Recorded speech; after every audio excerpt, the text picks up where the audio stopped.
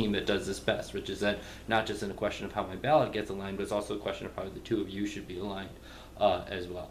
And I do think, though, again, like with with taking hostage, like the 2AC doesn't say you can't take our stuff hostage, which means it does make easy articulations for why you're able to solve, because you do all that stuff. You say, why can't I vote neg to vote app? He says, why can't you can vote app to vote neg? Sure, valid question, definitely valid question.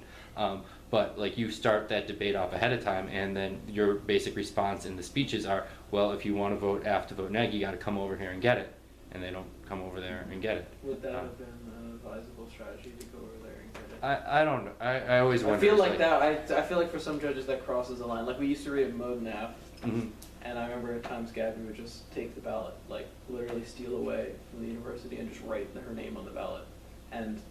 I never lost around when they did that. I feel like that makes some judges uncomfortable if you like cross that line. Yeah, I mean, it certainly makes them uncomfortable, but it certainly proves how you're then creating rupture, creating that space. And if they're daring you to do that, right, and they're saying you're cowards because you don't do that, go ahead. I mean, I'm going to allow it, but I was thinking just like, if you got up there and stole the laptop from him as he was debating, you said, I'm taking this hostage, I'm not giving you back. At what point do I intervene as a judge, be like, come on, you got to give him his stuff back. I'm not just going to let you steal it. But like, I mean, they are saying literally come and get it, right? So they are sort of inviting that to take place.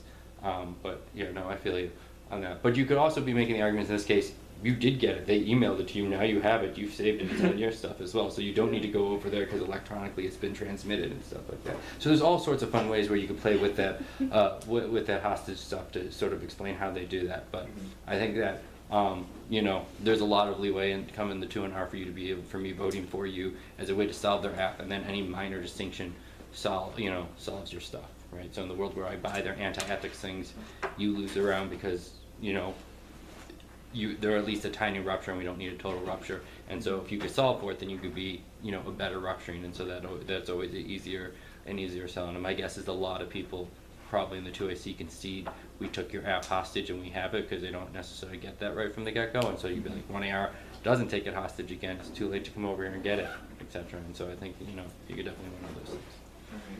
So, yeah. Thank you. All right. Thank you. Thank you for debating.